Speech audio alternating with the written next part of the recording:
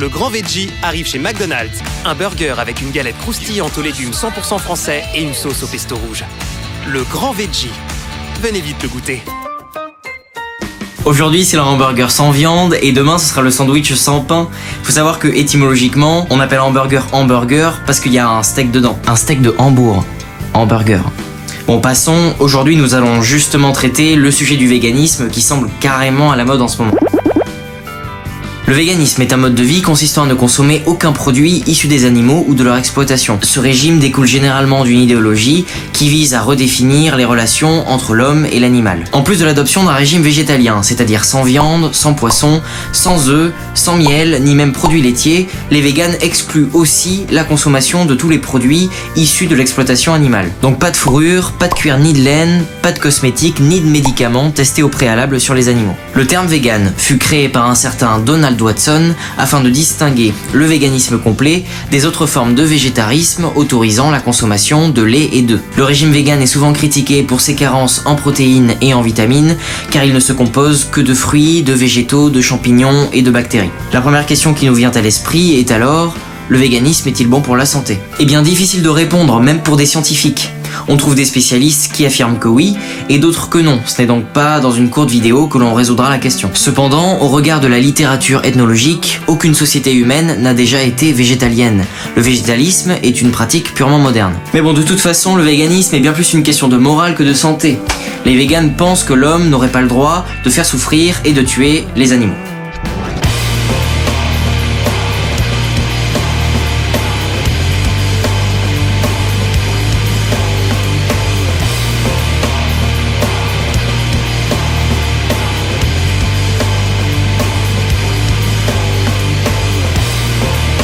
Évidemment, personne ne regardera cet extrait en vous disant « Waouh, c'est super cool, j'adore voir les animaux souffrir !» Tout le monde est à peu près d'accord pour remettre en question les techniques d'abattage industriel et la condition animale dans les élevages. On peut même dire de manière assez objective que nous consommons trop de viande. 142 milliards d'animaux sont tués chaque année dans le monde. S'insurger contre l'abattage industriel et décider de consommer moins de viande apparaît donc comme compréhensible, voire pertinent. Mais stopper entièrement sa consommation de viande au nom d'une lutte idéologique est beaucoup plus critiquable. Voilà quelques publications que j'ai pu trouver sur Facebook. Tu crois sérieusement que tes canines font de toi un carnivore? Je suis un gorille et je suis végétalien. Voilà, alors un premier argument fallacieux, le gorille n'est absolument pas végétalien, c'est l'omnivore parfait. Il mange 70% végétal, effectivement, bananes, pousses vertes, céréales, racines sucrées, et 30% animal. Et oui, il mange des insectes, et ce sont des animaux, jusqu'à preuve du contraire. Il mange aussi des larves, des œufs d'oiseaux, ainsi que les oisillons à l'intérieur, tant qu'à faire. Il mange des fruits de mer, et parfois ils se mangent entre eux. Suivant. Voilà, alors là on est bien dans la tentative de culpabilisation primaire. Ah, regardez, vous mangez de la viande et à cause de vous, cet enfant va mourir. Ce n'est pas parce qu'on ne mange pas de viande que la nourriture qui aurait été utilisée pour la produire va être donnée gracieusement à cet enfant. Il n'a aucun pouvoir d'achat, il n'aura jamais les moyens de se payer des produits issus du monde occidental. Donc la nourriture qui est destinée à l'alimentation animale ne lui parviendra jamais. D'ailleurs, les surplus de l'agroalimentaire finissent détruits. Je vous laisse juge de l'honnêteté intellectuelle de cet article de propagande. Moi je m'abstiens, ça suffit. En attendant la fin de votre lecture, je vais aller me confesser en pleurant, je reviens.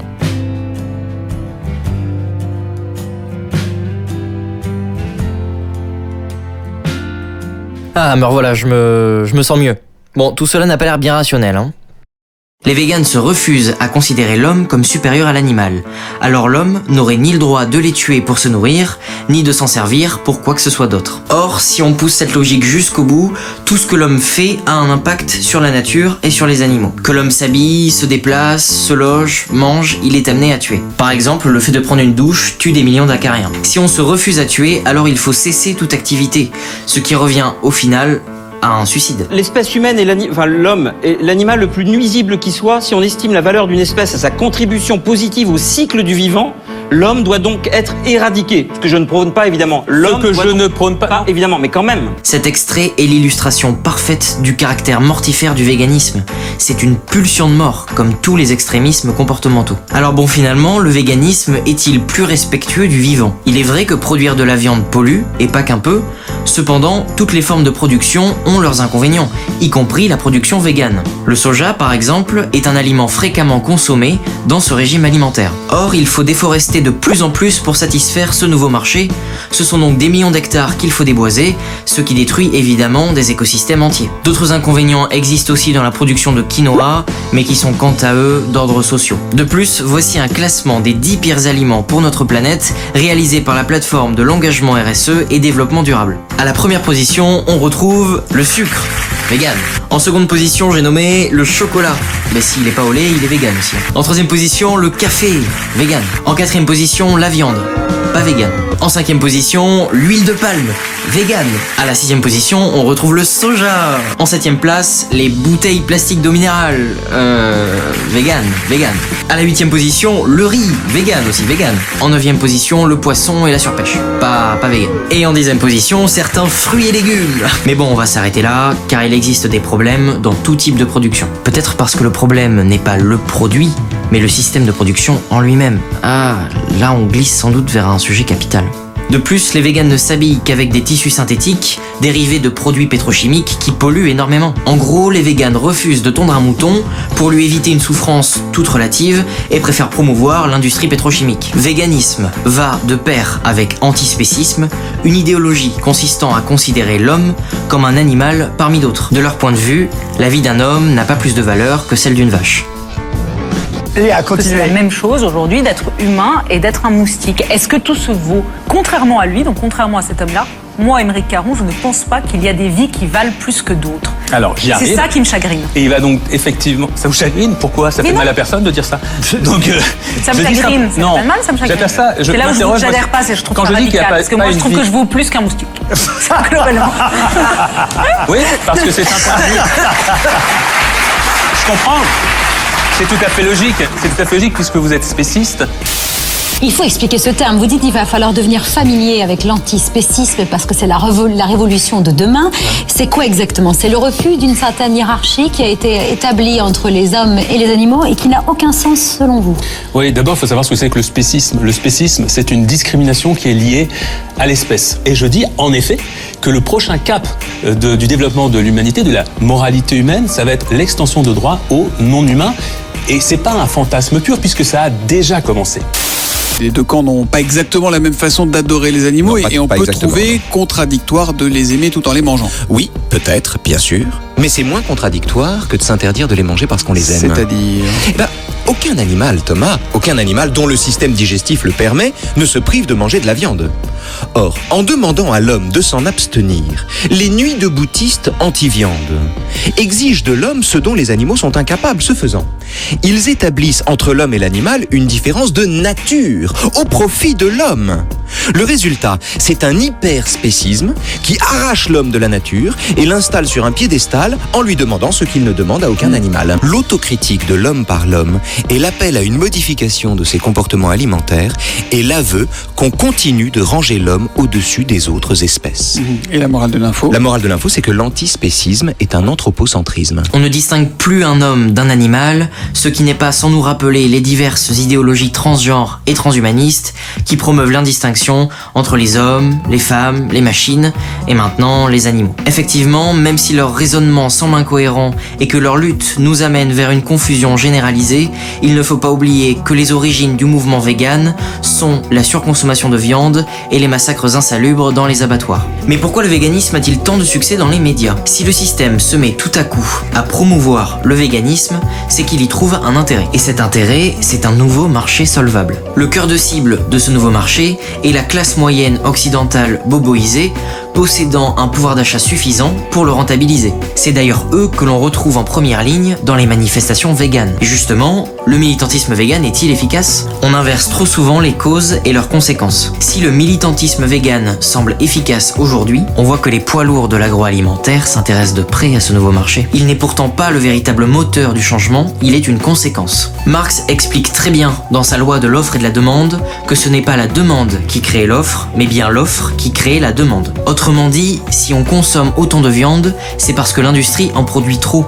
C'est parce que les produits sont sur le marché et peu coûteux que nous les achetons en si grande quantité. Guy Debord reprendra cette réflexion dans sa fameuse phrase « Les spectateurs ne trouvent pas ce qu'ils désirent, mais désirent ce qu'ils trouvent ». Ce n'est donc pas en changeant l'homme et ses habitudes de consommation que nous changerons le destin des animaux. L'homme change ses habitudes de consommation selon les désirs du marché, et ici l'industrie agroalimentaire. Mais pourquoi les grands pontes du libéralisme, si peu soucieux de la condition humaine, se mettraient-ils tout à coup à promouvoir le véganisme? Serait-ce pour le bien des animaux? Il y a deux choses qui vont se passer en matière agricole.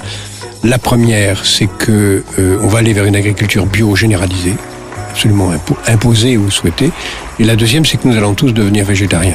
Soit de façon volontaire, soit de façon imposée, parce que il est évident que l'élevage est la pire consommation d'eau, une des pires productions de gaz à effet de serre, et que c'est maintenant que c'est plus du tout nécessaire à la vie. Si on arrivait à se débarrasser de cette habitude carnivore, l'humanité change radicalement son rapport à la nature. Monsieur Attali dit ici quelque chose de très révélateur, il parle de nous imposer le régime végétarien. En effet, si ce n'est pas d'eux-mêmes que les gens changent, il faudra les y forcer. En temps de crise, les élites libérales ne seraient-elles pas en train de nous contraindre à un régime alimentaire low cost en utilisant l'éthique comme par avant? Serait-ce parce que la viande sera dorénavant réservée à une élite que le véganisme va s'imposer à la plèbe dont nous faisons tous partie, contrairement à Monsieur Attali, ce grand démiurge philanthrope?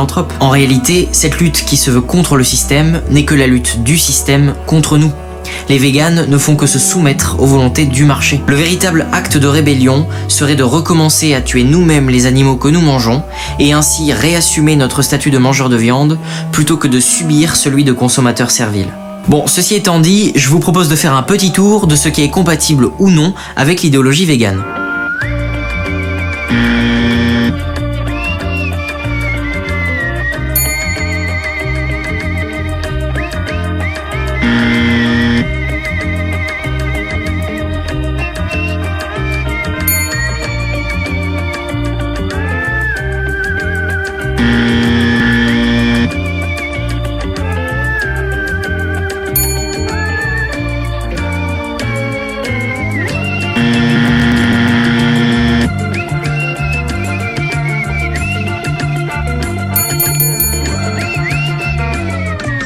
Finalement, la logique végane échappe au bon sens et semble répondre à une morale qui lui est propre. Dès lors, on pourrait considérer le véganisme comme une croyance, et c'est d'ailleurs confirmé dans cet article du Monde datant du 24 février 2016.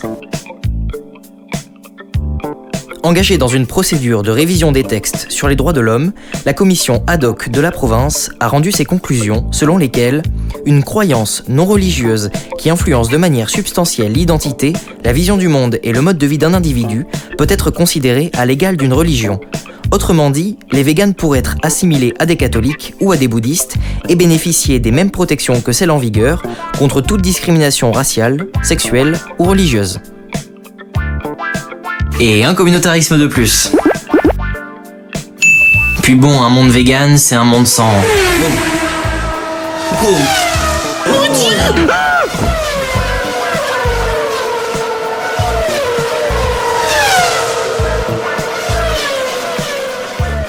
Voilà chers amis, si vous voulez débattre, et je sais que débat il y aura, l'espace commentaire est à vous. Si jamais vous voulez m'aider dans la réalisation de mes vidéos, j'ai ouvert une page Tipeee.